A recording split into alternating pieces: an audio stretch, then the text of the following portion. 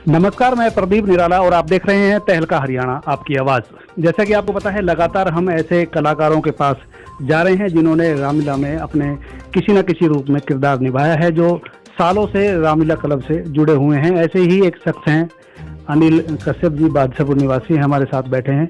इनकी पिछली जो 4 पीढ़ियां हैं, इनके जो परदादा जी हैं, दादाजी से लेके आज ये हैं, तो मतलब ये लगातार रामलीला क्लब से, किसी न किसी रामलीला क्लब से मन से जुड़े हुए हैं। इनके पास हम आए हैं तलाश करते करते, क्योंकि हम ऐसे लोगों की ज़रूर तलाश कर रहे हैं। और मैं आपसे एक बार फिर रिक्वेस्ट करना चाहता हूं, जो इस तरह से कलाकार हैं जो रामलीला से जुड़े हुए हैं, ऐसी कोई कला उनके अंदर है, उन्होंने कोई रोल प्ले किया हो रामलीला में, तो हमें ज़रूर संपर्क करें। नीचे आप नंबर देख रहे हैं, इस नंबर पर आप हमें कांटेक्ट कर सकते हैं। हम उनके पास जरूर पहुंचेंगे और उनकी कला को लोगों तक पहुंचाने का काम करेंगे। अनिल जी, सबसे पहले तो तहलका हरियाणा में आपका बहुत बहुत स्वागत है। आपका भी बहुत बहुत धन्यवाद जी कि आप एक ऐसा पुनीत कार्य कर रहे हैं जिसकी हमारे समाज को आज बहुत ज्यादा आवश्यकता है, क्योंकि रामायण प्रत्येक भारतवासी के मन में बसी है और ऐसे लोगों को चिन्हित करके जिन्होंने अपना जीवन इसमें लगाया है, क्योंकि जब तक समाज में आदर्श नहीं होगा तो उस समाज के उत्थान की परिकल्पना को साकार नहीं कर सकते। और रामायण उस आदर्शवादिता समाज बनाने में महत्वपूर्ण भूमिका निभाती है और आप इसमें बहुत ही सार्थक और अनुकरणीय प्रयास कर रहे हैं। तो मैं तहलका हरियाणा को इसके लिए साधुवाद देता हूं, बधाई देता हूं। वास्तव में समाज जागरण का जो एक श्रेष्ठ कार्य आप कर रहे हैं, इसके लिए आप बधाई के पात्र हैं। बहुत बहुत धन्यवाद अनिल जी। हम बात करते हैं रामलीला से जुड़ने की आपकी, तो आप पता चला है हमें, आपने भी बताया कि पिछली 4 पीढ़ियों से आपका जो परिवार है रामलीला मंचन से जुड़ा हुआ है। तो किस किस ने क्या क्या भूमिका आपकी फैमिली में से निभाई थी? हमने अपने दादाजी को देखा नहीं, लेकिन हमारी दादी जी थी, वो बताती थी कि हमारे दादाजी नजफगढ़ में जाते थे और दशरथ के अभिनय को वो बहुत अच्छी तरीके से निभाते थे। नजफगढ़ यहाँ से करीब कितना किलोमीटर समझते? नजफगढ़ यहाँ से होगा जी करीब 40-45 किलोमीटर होगा। तो रोज अप डाउन करते थे? हाँ, वो अपने जो उनका जिस दिन उनका अभिनय होता था उस दिन जाते थे, अभ्यास के लिए भी वहाँ जाते थे।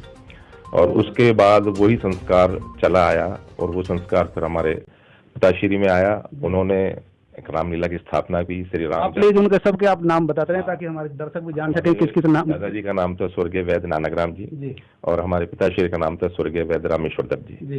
तो रामेश्वर दत्त जी वो जो पारिवारिक संस्कार थे उनको लेकर के उन्होंने अपने कुछ साथियों के साथ मिल करके श्री नटराज रामलीला मंच की स्थापना की और उसको बहुत श्रेष्ठ तरीके से चलाया, आदर्श रूप से उन्होंने चलाया। उन्हीं के साथ फिर हमारे बड़े भाई साहब डॉक्टर वेद प्रकाश कश्यप जी ने राम का अभिनय किया। जो उनसे छोटे भाई थे डॉक्टर सत्य प्रकाश कश्यप, अब इस दुनिया में नहीं रहे, उन्होंने रावण का बहुत अच्छा अभिनय किया। और फिर उनसे जो छोटे थे डॉक्टर रवि कश्यप, उन्होंने भी लक्ष्मण का बहुत शानदार अभिनय किया। और फिर पारिवारिक ये संस्कार चलते हुए जब हमारे तक पहुंचे तो हमने भी श्री नटराज रामलीला मंच में रावण का अभिनय से राम के अभिनय से हमने इसकी शुरुआत की और वो फिर वो सतत चलती रही। मैं बता दूं अनिल जी के बारे में कि राम के किरदार से शुरुआत करके रावण तक इन्होंने किरदार रामलीला में निभाया है, चाहे वो बाली का हो, मेघनाथ का हो, हनुमान का हो, लक्ष्मण का भी किया हुआ है। नहीं, रावण का मतलब ऐसे जो मेन मुख्य किरदार जो हैं उन्होंने अनिल जी ने बखूबी निभाए थे। और ऐसी कला शायद ही किसी गिने चुने लोगों में होती होगी जो कोई भी किरदार किसी को दिया जाए और उसको वो निभा दें। क्यों अनिल जी? हाँ, मुझे ध्यान में नहीं आता कि कोई ऐसे कुछ कलाकार हो जिन्होंने राम का भी किया हो और रावण का भी किया हो।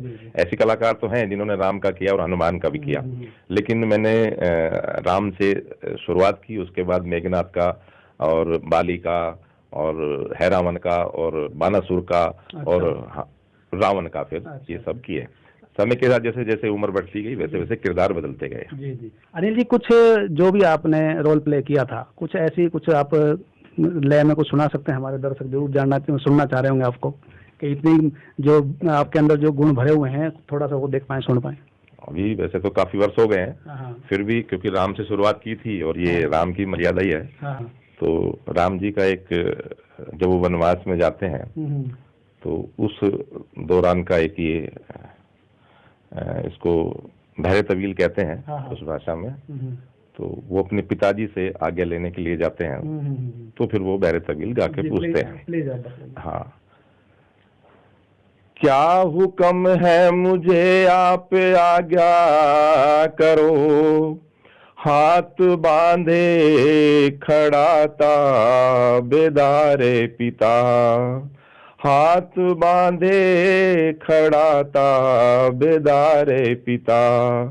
मेरे प्यारे पिता दो मुझे भी बता, पूछता बार बार है मेरे पिता। कोई खता हमसे हो गई, ध्यान नहीं आ रहा अभी। कोई बात नहीं, आप इतना सुना पा रहे हो इतने सालों के बाद में, यही बहुत बहुत कुछ है। और आपकी जो आवाज हमारे दर्शक सुन रहे होंगे, इस बात से आप अंदाजा लगा सकते हैं कि जितना जो आवाज में जो जोश है, सुर उस समय क्या होता होगा। तो ये काबिल तारीफ है।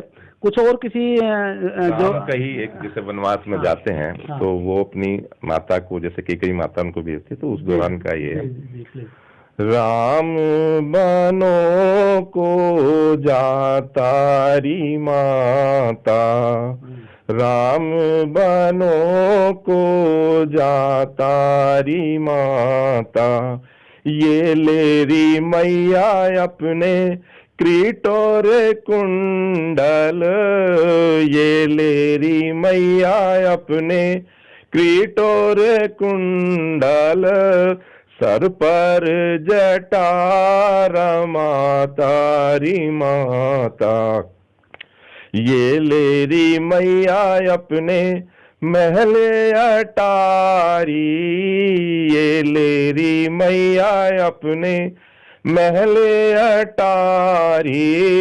जंगल में कुटिया बना तारी माता, राम बनो को जातारी माता। राम भी जातारी मैया, लक्ष्मण भी जाता, राम भी जातारी मैया, लक्ष्मण भी जाता। संग में सिए ले जातारी माता, ये लेरी मैया अपने महले अटारी। वाह जी वाह, बहुत बहुत खूब अनिल जी। मतलब समा उस समय क्या बनता हो, क्योंकि अभी बिना म्यूजिक के अगर जो ऐसा गा रहे हैं तो म्यूजिक के साथ में कितना समा बनता होगा वहाँ पे। तो अब जैसे राम का आपने को सुनाया, कुछ सब एक हनुमान जी के बारे में कुछ जोशीला कोई डायलॉग, जैसे धनुष तोड़ने वक्त का कुछ हो या हर सीतारण का कुछ हो। हनुमान जी का जो रावण संवाद है, क्योंकि रावण का भी किया है तो एक रावण का बोल देता हूँ, उसके बाद हनुमान का। हनुमान जी का और रावण के आपस में जब हनुमान जी माता सीता का पता निकालने के लिए लंका में जाते हैं, तो अशोक वाटिका को उजाड़ देते हैं। उसके बाद वहाँ अक्षय कुमार आते हैं, तो वो उसका वध कर देते हैं। उसके बाद मेघनाथ जी आते हैं और रावण को, वो हनुमान जी को वो बंधक बना के ले जाते हैं। फिर रावण उनसे पूछता है कि तू कौन, कहाँ से आया है, कुछ अपनी बात बता बन रे। उद्यान उजाड़ा क्यों मेरा, क्या कारण था बतला बन रे। लंका के राजा रावण का क्या नाम कान से सुना नहीं, तू इतना ढीठ निरंकुश है, मेरे प्रताप से डरा नहीं।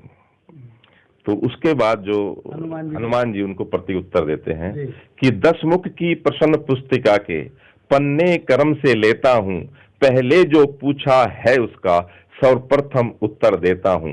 जो दशरथ अजर बिहारी हैं, कहलाते रघुकुल भूषण हैं, मैं उन्हीं राम का सेवक हूँ जिनसे तुम बैर बढ़ाए हो। अक्षय वध का उत्तर ये है, सबको अपना तन प्यारा है, जब उसने मुझको मारा तो मैंने भी उसको मारा है। सुधी तूने नाली पावने की, निश्चर कुल में अभाव है ये, फल खाकर पेड़ तोड़ना तो बानर का स्वभाव है ये।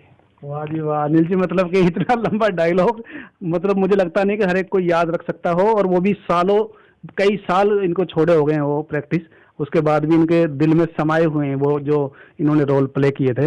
अच्छा, अब हम एक और आपको जो मेन जो मुख्य जानकारी आपको हम देना चाहते हैं। अनिल जी जुड़े हुए थे श्री राम जानकी लीला समिति से, इन्होंने कई साल उसके साथ इनकी टीम ने मिलकर काम किया। तो रामलीला करना तक ये सीमित नहीं रहे, रामलीला के बाद तक भी ये ऐसे काम करते रहे जिससे कि एक मिसाल समाज में कायम इन्होंने करके दिखाई है। कुछ लोग उसके ऊपर अगर जो चलें तो हमारे पूरे देश का उद्धार हो सकता है। मैं थोड़ा सा आपको बताया था और बाकी हम अनिल जी से सुनेंगे, क्योंकि जो रामलीला में जो दान आता था किसी भी तरह से, तो ये उस दान को रामलीला इनकी जो समिति है श्री राम जानकी लीला समिति, उस दान को किसी न किसी रूप में समाज के कल्याण में ये लगाते थे। उसी बारे में हम जानना चाहेंगे अनिल जी से कि वो जो दान आता था, जो धन इकट्ठा होता था, जो भी सामान इकट्ठा होता था, वो किस तरीके से समाज में उसको दान करते थे या मदद करते थे। अनिल जी बताइए इस बारे में कुछ आप। देखिए, रामलीलाओं का मंचन आदिकाल से चला आ रहा है और मुझे ये कहने में कोई संकोच भी नहीं है, और मैं कहूँगा कि मेरा सौभाग्य है कि मैं एक ऐसी समिति से जुड़ा जिसके केवल कर्म में ही रामलीला मंचन नहीं था, बल्कि उनके हृदय पटल पर भी भगवान श्री राम के आदर्श स्थापित थे। मैं कुछ अपने साथियों के नाम इसलिए ले रहा हूँ कि उनके नाम लेना आवश्यक है, जिनके चिंतन में सारी बातें थी। ब्रह्मदत्त जी वशिष्ठ हैं, शिव कुमार जी हैं, विनेश त्यागी जी हैं, सुभाष मित्तल जी हैं, गुलशन मित्तल जी हैं, राजकुमार बड़गुजर जी हैं। ये ऐसे कुछ कलाकार रहे हैं, विजय मित्तल जी हैं, जिन्होंने बैठ करके चिंतन किया कि हम रामलीलाओं का मंचन तो काफी समय से कर रहे हैं, तो ये ठीक है, अच्छी बात है, श्रेष्ठ है, मर्यादा में समाज स्थापित करने के लिए ये सब रामलीलाओं का मंचन आवश्यक है और समाज को दिशा देने के लिए। लेकिन हम इस मंच के माध्यम से सामाजिक कार्य अगर करेंगे तो हमें लगता है कि भगवान श्री राम का जो आदर्श है समाज के लिए जीना और मरना, वो सार्थक हो जाएगा। रामलीला ने चिंतन किया कि हम ऐसा कुछ क्या कर सकते हैं जो समाज के लिए श्रेष्ठ हो। तो रामलीला ने फिर चिंतन किया कि वर्तमान में समाज में दो बेसिक आवश्यकताएं हैं, एक शिक्षा और दूसरी चिकित्सा। तो इन पे ही हमने अपना मतलब चिन्हित करके काम प्रारंभ किया। सबसे पहले ध्यान में आए कि बादशाहपुर का जो सरकारी स्कूल है वो 10वीं तक था। यहाँ के बच्चे 10वीं के बाद उनको गुड़गांव जाना होता था, साधन के अभाव रहते थे, बड़ी परेशानियां होती थी। तो ये हो कि इस स्कूल को हम 10+2 कराएंगे, 12वीं का स्कूल बनाएंगे। इसके लिए जब प्रशासन से बात हुई तो उन्होंने कहा कि 10+2 करने के लिए हमारे पास कमरों की जो पर्याप्त संख्या होनी चाहिए वो नहीं है। उसके बाद और लोगों से, गांव के कुछ प्रमुख लोगों से, धर्म नंबरदार जी है, तरुण मंगला जी है, इन लोगों से बातचीत हुई और फिर इन्होंने ये सारा ध्यान में कुछ ऐसा करें, कमरे बनाए। तो पहले हमने प्रारंभ किया कि इस वर्ष की हम रामलीला स्कूल के निमित्त करेंगे, जो भी धन संग्रह उसमें होगा उससे हम स्कूल के अंदर कमरे बनाएंगे। और ये देखिए, भगवान श्री राम की ऐसी अनुकंपा रही, ऐसी अनुकंपा हम पर भगवान श्री राम ने की कि एक ही वर्ष में उस स्कूल में 16 कमरे बन गए और पूरा एक सदन श्री राम जानकी सदन के नाम से वो बना हुआ है। उसके बाद हमने प्रशासन से बात की और यहाँ आकर के मुख्यमंत्री जी ने स्वयं वो दरबार लगाया। हमने दरबार में ये मांग रखी कि बादशाहपुर के स्कूल को 10+2 कर दिया जाए। उन्होंने जब कमरे की बात सुनी तो उन्होंने 10+2 कर दिया। और ये हमें कहते हुए गर्व होता है कि बच्चे जो गुड़गांव में जाते थे संसाधनों के अभाव में, वो बादशाहपुर में 10+2 की पढ़ाई करने लगे। इसके बाद लड़कियों के स्कूल में भी कमरा बनाया, एक हॉल है, उसमें भी सहयोग किया। और दूसरा चिकित्सा को लेकर के, तो इस राम जानकी लीला समिति ने जो गांव में विशेषकर हमने फोकस किया कि हम आंखों के कैंप लगाएंगे, क्योंकि मोतियाबिंद, अभी गुड़गांव के डीसी साहब ने भी इस तरह का अभियान चलाने की बात की है कि मोतियाबिंद मुक्त करेंगे जिले को। तो हमने तो ये 15 वर्ष पहले करीब ये विचार किया था कि हम अपने क्षेत्र को मोतियाबिंद किएंगे। तो हमने आंखों के ऑपरेशन के कैंप लगाए। गांव-गांव में हम जाते थे स्कूटर से, बाइक से, और ऐसे पर्चे बांट के आते थे, लोग आते थे और कई 100 लोगों के हमने वो आंखों के ऑपरेशन कराए, कई हजार लोगों की आंखों की जांच की और उनको निशुल्क दवाइयां, निशुल्क चश्मे, ये सारे हम श्री राम जानकी लीला समिति के माध्यम से, जो समाज के दानी लोग हैं उनके सहयोग से सब करते थे। और उसके बाद हार्ट के इस तरह के कैंप हमने लगाए और सारा मतलब समाज को एक दिशा देने का प्रयास हमारा रहा। बहुत काबिल तारीफ आपका जो काम रहा इनकी टीम का, श्री राम जानकी लीला समिति का। और जो बच्चे आज बादशाहपुर बॉयज स्कूल में पढ़ते हैं +2 तक, जो पहले 10वीं तक था, उसको अपग्रेड जब किया गया, तो आज आप लोगों को अगर नहीं पता है तो मैं बता दूं, ये इनकी टीम की बदौलत जो है, इनका प्रयास जो है, इनकी मेहनत जो है, उसकी वजह से उस समय ये अपग्रेड हो पाया था +2 तक। तो बाहर जाने के बजाय जो सब बच्चे यहाँ पे पढ़ने लगे, ये बहुत ही, मैं कहूँ कि जितना इनका धन्यवाद किया जाए गाँव को उतना ही कम है। और जितनी भी रामलीलाएं चल रही हैं, गुड़गांव हो या गुड़गांव से बाहर हो, पूरे देश भर में हो, तो मैं जरूर ऐसा इनसे सीख लेकर, उन रामलीला क्लब को, समितियों को इनसे सीख लेकर ऐसे जरूर सामाजिक कार्य करने चाहिए जो कि हर एक किसी के वो काम आए। ऐसा, क्योंकि मैंने अनिल जी ऐसा भी सुना है बहुत सी रामलीलाएं हैं जो सालों से चली आ रही हैं, उनका बजट करोड़ों रुपए इकट्ठा हो चुका है, और लेकिन वो समाज के काम में वो खर्च कर नहीं पाते हैं, तो उसका क्या महत्व होगा उन चीज़ों का? देखिए, रामलीला मंचन एक अपने स्थान पे धन संग्रह करना हमारा उद्देश्य नहीं है, और किसी भी रामलीला का उद्देश्य धन संग्रह होना भी नहीं चाहिए। धन इतना एकत्रित करना चाहिए कि हम अपने उद्देश्य की प्रतिपूर्ति कर सकें। जैसे हमने लक्ष्य लिया कि हम कमरे बनाएंगे या चिकित्सा के कैंप लगाएंगे, हमारा पूरा होगा, हमने कोई धन संग्रह की बात नहीं की। ऐसे हमारे पास अगर कोई पैसा बचता है तो समाज के हित में लगाना चाहिए, सार्वजनिक हित में उस कार्य को लगाना चाहिए। तो मेरा सबसे निवेदन है कि हम रामलीला तो करते हैं, लेकिन समाज के लिए कुछ ना कुछ ऐसा करना चाहिए। और हमारे इन सेवा कार्यों को देख करके मुझे ये कहते हुए गर्वानुभूति भी होती है कि हरियाणा सरकार ने गणतंत्र दिवस पर श्री राम जानकी लीला समिति को इसके विशेष कार्य के लिए सम्मानित भी किया। तो ऐसी तो लीलाएं कम, समितियां कम ही होती हैं। ऐसी लीलाएं हैं जो इस तरह के कार्य करती हैं, करती होंगी। मैं ये नहीं कहता कि हम ही करते हैं, करते भी होंगे, लेकिन हमारे ध्यान में कम आता है। लेकिन जो इस तरह के काम करते हैं, और हम एक विशेष बात ये, जैसे सीता माता का विवाह होता है राम जी के साथ, तो वो कन्यादान की एक परंपरा, हमारी श्रेष्ठ परंपरा हमारे समाज की रही है। तो जो माताएं बहनें भावुक होकर के माता सीता के कन्यादान में देती थी, तो हम उनसे आग्रह भी करते थे, आप अच्छी साड़ियां दें, सिर्फ ऐसे नहीं खाना पूर्ति के लिए ना दें, अच्छी साड़ियां दें। अब उस साड़ियों को जो बर्तन आते थे, साड़ियां आती थी, या कुछ लोग तो चांदी के भी कुछ चुटकी पजेब इस तरह के देते थे, हम सारे ऐसे चिन्हित करके जो आर्थिक रूप से कमजोर बहनें थी, उनके विवाह में हम उनको देकर के आते थे, और उनका अच्छा उनको सहयोग मिलता था।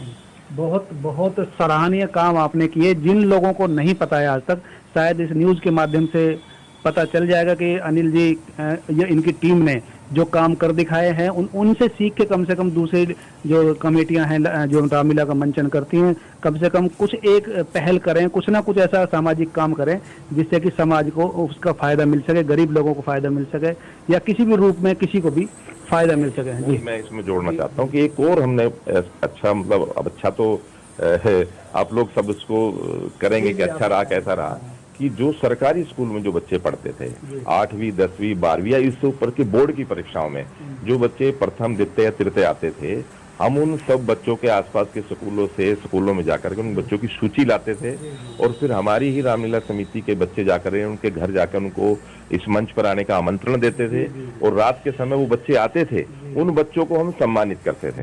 देखिए, प्राइवेट स्कूल में तो सब धनाढ्य लोग पढ़ा लेते हैं, ऐसी धारणा भी है, लेकिन सरकारी स्कूल को ऐसा माना जाता है कि सरकारी स्कूल में कमजोर वर्ग के बच्चे जाते हैं, वहाँ प्रतिभाएं नहीं होती है। लेकिन ये सिद्ध करने के लिए कि प्रतिभा होती है, वो सरकारी स्कूल में हो या किसी निजी स्कूल में हो, तो उन बच्चों को कहीं हीन भावना ना है, तो ऐसे बच्चों को बुला करके हम मंच पे सम्मानित करते थे। बच्चे आते थे, और बाद में तो हमारे पास अपने आप ही बच्चे आने लगे। मैं बीए की उसमें मैंने गोल्ड मेडल लिया, या मैंने एमए की डिग्री में मैंने गोल्ड मेडल लिया, तो उन सब बच्चों को हम सम्मानित करते थे। और केवल हम नहीं करते थे, बल्कि समाज के सभी वर्गों को हम उस मंच पे बुलाते थे। नंबरदार हैं, गाँव के सरपंच, आसपास के गांव के सरपंच और नंबरदारों को भी हम बुला करके उन बच्चों के साथ बैठाते थे, और सारा उनको, और किसी भी ऐसे मुझे पता नहीं कहना चाहिए नहीं कहना चाहिए, हम किसी अनपढ़ व्यक्ति से या ऐसे व्यक्ति से उन बच्चों को सम्मानित नहीं कराते थे कि केवल हमें आर्थिक रूप दे रहे हैं इसलिए। जो बच्चे वेल एजुकेटेड जो लोग हैं, चाहे वो राजनीतिक क्षेत्र में है, चाहे वो सामाजिक क्षेत्र में है, चाहे वो धार्मिक क्षेत्र में, जो अच्छे, जिन्होंने एक प्रभावी काम किया है, उसमें पत्रकार भी आते थे, उसमें उद्योगपति भी आते थे, उनसे सम्मानित करके, ताकि बच्चे प्रेरणा ले कि पढ़ेंगे, मेहनत करेंगे तो हम शिखर पर जाएंगे। अनिल जी, आपने आज बहुत सारी बातें हमारे दर्शकों को बताई कि इस तरह से काम होने चाहिए, और जो लोग और रामलीलाओं का जो मंचन होता है, उस रामलीला तक वो बिल्कुल समाप्त ना हो कि 10 दिन रामलीला करिए और उसके बाद में काम खत्म हो जाता है। लगातार समाज सेवा में उनको, उनकी टीम को लगे रहना चाहिए, और जो भी धन का एकत्र होता है वहाँ पे, या धन इकट्ठा ना भी हो तो किसी भी माध्यम से लोगों की जो सेवा जरूर करनी चाहिए। आर्थिक रूप से जो गरीब हैं या जरूरतमंद है, उनकी जरूर मदद करनी चाहिए। कुछ और अगर जो आप शेयर करना चाहते हैं सर? अभी आपने धन की बात की है, तो मैं सामाजिक जीवन से पारिवारिक भी रहे और हम भी सतत इस कार्यों में लगे रहते हैं, तो मैं पूरी उसके जिम्मेदारी के साथ ये कह सकता हूँ कि समाज में देने वालों की कोई कमी नहीं है, धन का कभी अभाव नहीं होता। बस हमारा कार्य के प्रति, हमारा लक्ष्य के प्रति हमारा निष्ठा कितनी है, उसमें ईमानदारी कितनी है, ये अगर हमारे पास है तो समाज में धन देने वालों की कोई कमी नहीं है। आप केवल लक्ष्य निर्धारित किए, मैंने समाज के लिए कार्य करना है, आपके पास धन के अंबार लग जाएंगे। और हम तो इसका साक्षात अनुभव हमने तो देखा है। हमने 1 कमरे का लक्ष्य रखा, हमारे 16 कमरे बन गए, और भी पैसे बचे तो दूसरे लड़कियों के स्कूल में हमने कमरे बना दिए।